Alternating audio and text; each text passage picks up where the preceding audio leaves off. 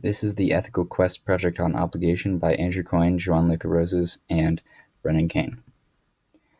First, we'll be talking about Immanuel Kant's life.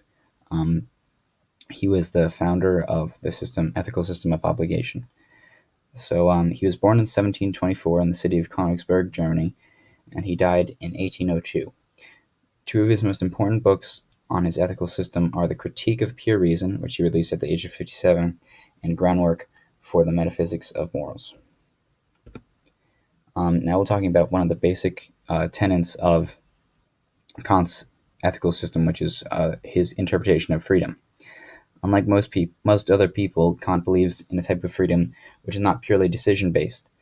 While deciding between two choices, such as what to eat, might be seen as freedom, Kant does not think so. He bases freedom on someone's autonomy, or what he has decided to call heteronomy.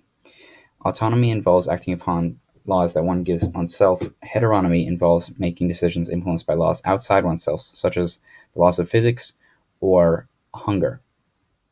These outside laws do not represent true freedom because the person deciding is not in control of their options. One does not choose to be hungry, they are hungry because they are human. According to Kant, this is not freedom. And as you can see, this man right here in the GIF is a little confused at that interpretation. So now we'll have one of the really confusing things, which is autonomy. But once explained, you can see the reason behind it. So autonomy, in the mind of Kant, is the true path to freedom. When acting with autonomy, one acts upon their own laws and rules, not the ones of the outside. An example of this is a person deciding not to eat food because they have a rule that they must fast for some given amount of time. The outside force of hunger, which pulls them to eat, an action which they would not have made freely, but the internal decision to fast instead of eating is made with autonomy. According to Kant, autonomous decisions can only be reached through following the categorical imperative, which will be covered later in this slide presentation. So as you can see, this is very surprising to this man right here. So now we'll be moving on to heteronomy. So heteronomy is Kant's word, which is made in direct contrast to autonomy. Heteronomy is a choice which we make that is not free, that depends on laws outside of our control. An example in this slide is the law of hunger, in which a living being will seek out sustenance out of need. This choice is not made freely, as no being decides to be hungry. They're just doing that through natural law. Decisions made with heteronomy are not in line with Kant's view of moral and ethical choices. According to Kant, you can only be ethical when you're making decisions with autonomy, not heteronomy. So yeah. As you can see here, the lion is making a decision to kill the zebra, not because it consciously, inside its mind, it has some moral law dictating that it must kill the zebra. It's because it represents a choice. It's hungry, and the zebra's right there, so the zebra has presented itself as a choice to the lion. The lion has not made the choice distinctly.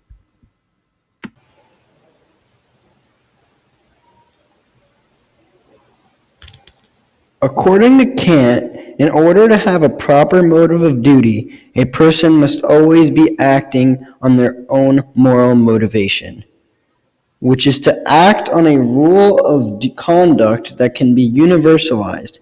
However, the motive in this motive of duty must be for a good intention, not only benefiting oneself, but for the greater good of others as well.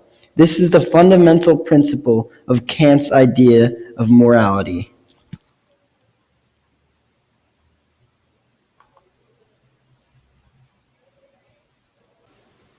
Kant has stated that inclination is of the highest moral worth, and that essentially, motive of inclination is based on the rule that followed the idea of motive duty. In order to prove this, he has a quote stating that it is the person who acts from the motive of duty in the teeth of contrary inclination who shows an especially high degree of moral worth, basically stating that the motive of duty reflects on the motive of inclination.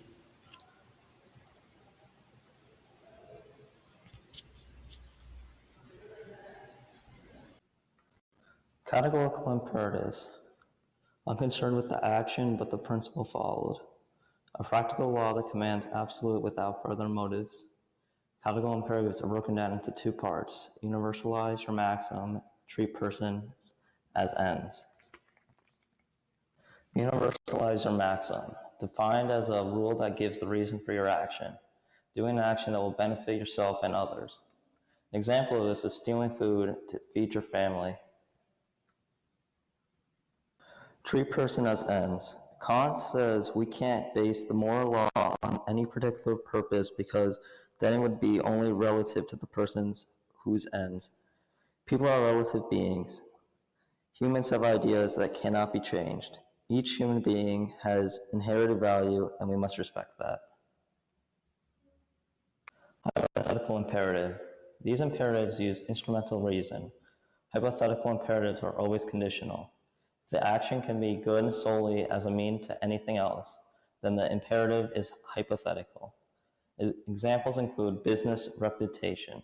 Treat customers honestly. If you want to ask, do why. To combine all of Kant's ideals together, we talk about the supreme principle of morality. This answers that question about which Kant thinks is the right thing to do in any situation. He first looks for a motive of duty by determining the categorical imperatives. Once he has made sure that he is universalizing his maxim and not treating humans as means to an end, he acts. Through the categorical imperative, one acts on their own laws and is autonomous or free.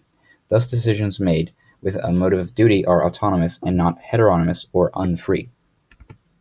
Now we'll talk about some of the criticisms of Kant. Kant's ethical system has been criticized since he created it, even during his own life. His basic tenet that humanity is an end, not a means to an end, and that it can never be treated as such has been seen as flawed. A rival philosopher pointed out that if a murderer comes to your house and you are hiding a victim inside your home, you cannot lie to that murderer about the victim's location because that will be using the murderer as a means to further the gains of the victim. This scenario came into full view when the Nazi soldiers started looking for hidden Jews after conquering territories in World War II. Despite these criticisms, Kant has never backed down and continued to support his view that humanity could never be treated as a means to an end.